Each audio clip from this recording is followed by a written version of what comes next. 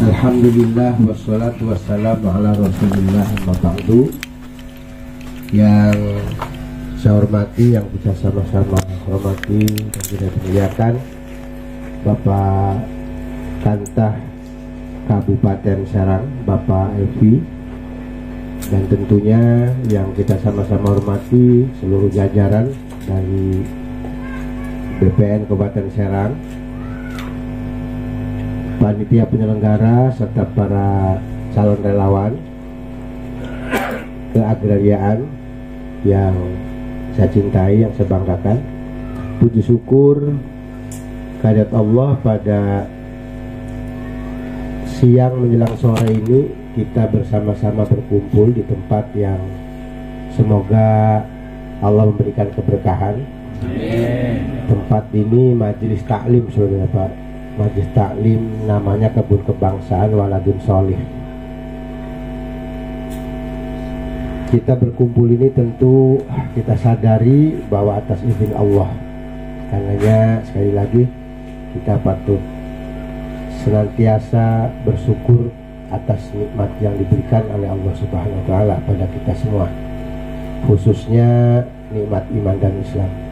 Salawat rizki salam senantiasa Allah limpahkan kepada junjungan Nabi besar kita Muhammad sallallahu alaihi wasallam, pada keluarga, para sahabat, tabi'in, dan semoga rahmat salamnya tercurah kepada kita selaku umatnya ila yaumil qiyamah. Tidak banyak yang ingin saya sampaikan, teman-teman semua. Perlu diketahui bahwa Al-Jagat Raya, planet bumi, termasuk lautan, udara, semua ini adalah ciptaan Allah. Diperuntukkan bagi manusia.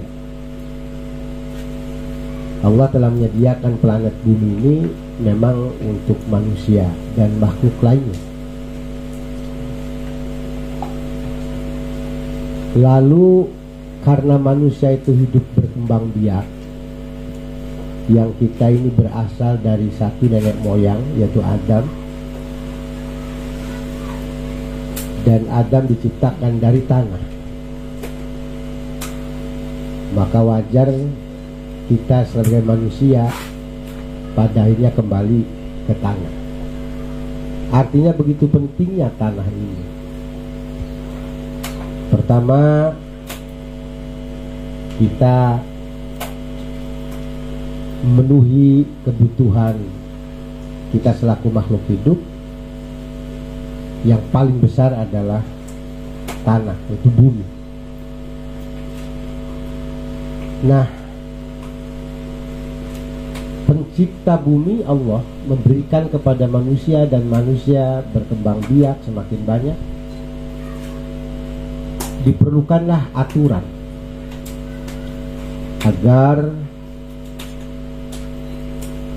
antar manusia ini yang menempati bumi ini tidak silang sengketa tentang bumi yang diinjaknya, dan diaturlah hak kepemilikannya. Jadi kalau kita ada di sebuah bangsa negara, yaitu sudah menjadi sunatullah.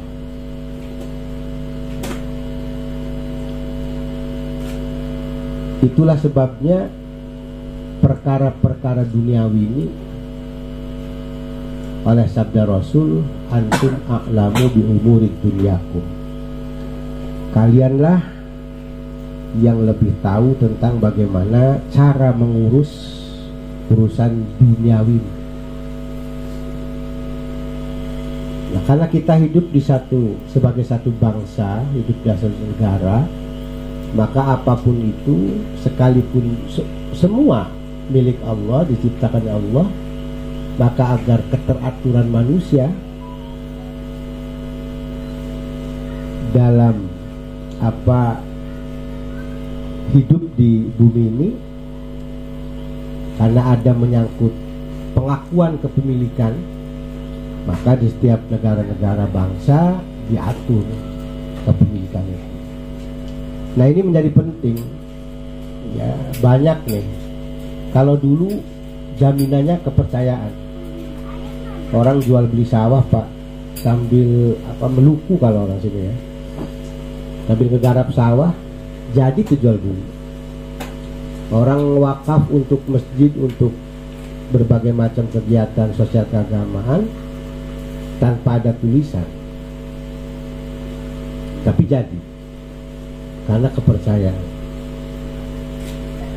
Bisakah kepercayaan ini dipegang oleh kita? Secara moral bisa, tetapi dalam kerangka menjaga fitnah, sesungguhnya Islam itu telah mewanti-wanti untuk adanya pencatatan. Jadi istilah katib gitu, penulisan, nah itu juga perintah agama.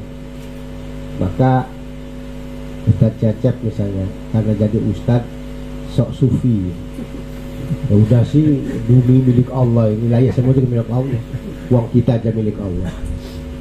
Tapi tadi ketundukan kita kepada aturan-aturan ini menjadi wajib hukumnya.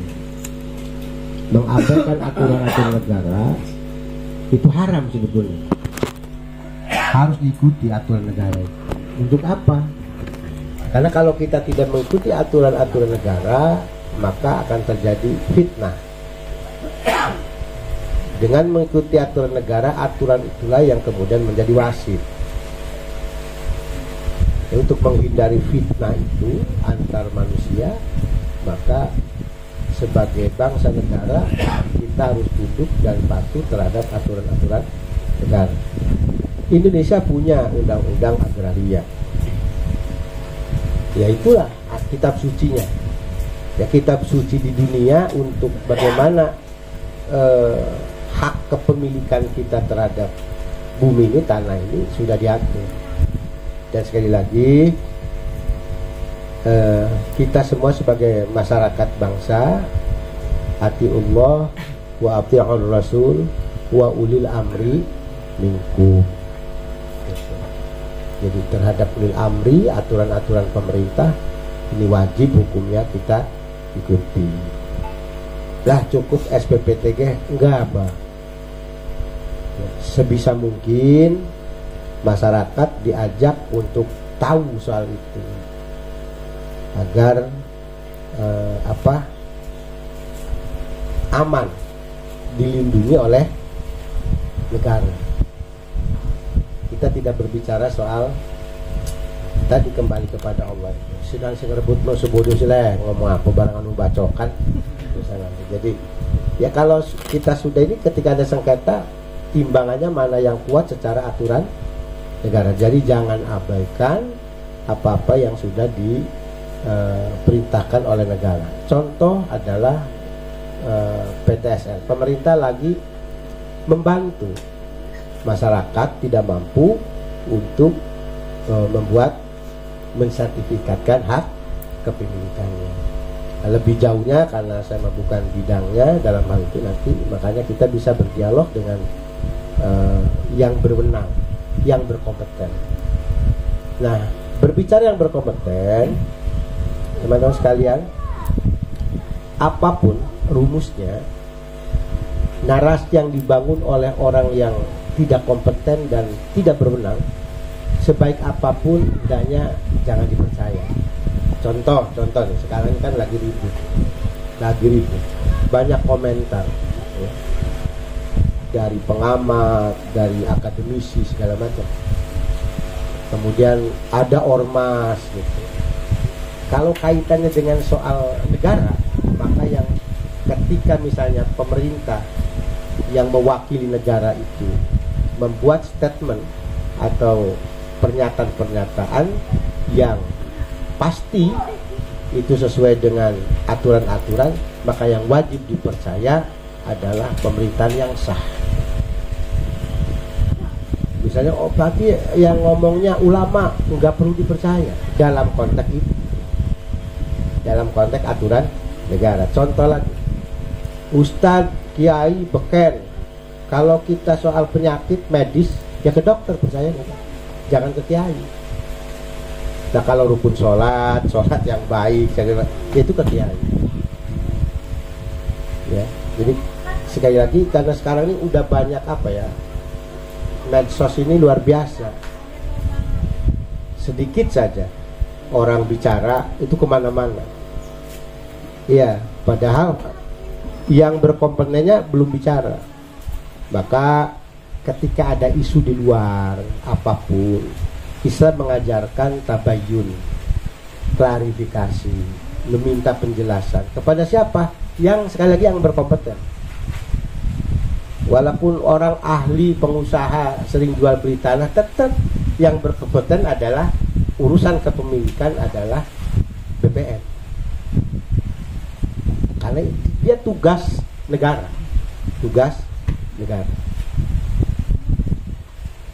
Sehingga kita tidak mudah terjebak, terprovokasi oleh ya kepentingan-kepentingan kelompok atau orang perorangan tertentu. Tujuan akhirnya apa? Kita taat pada aturan, tunduk pada yang berkompeten. Ini dalam rangka membangun kemaslahatan. Persoalan pasti ada, sengketa pasti ada, tapi seluruh sengketa itu ada ruang untuk menyelesaikannya. Nah, daripada nanti diselesaikan hanya karena provok yang pada akhirnya orang jadi saling bunuh. Maka pesan yang terbaik sebetulnya dalam Islam itu sudah diajarkan soal musyawarah. Itu barangkali sekedar pembuka dari saya. Nanti lebih jelasnya teman-teman dengarkan apa yang disampaikan oleh PE. Silakan temuan-temuan di lapangan, apa sih persoalan tanah yang paling ngejelimet, silakan dipertanyakan. Karena ada orang banyak, bukan ada ya, di mana-mana kasusnya yang menjadi kalau tanah itu pasti sasarannya BPN. Karena memang yang punya kewenangan mengeluarkan hak kepemilikan, sertifikat hak kepemilikan adalah BPN, karena BPN mewakili negara. Jadi jangan sungkan, nanti tanyakan mumpung ada yang berkompeten menjelaskan. Jangan nanya ke yang lain ya, mau ustadz, mau ulama, siapa. Jangan urusan tanah.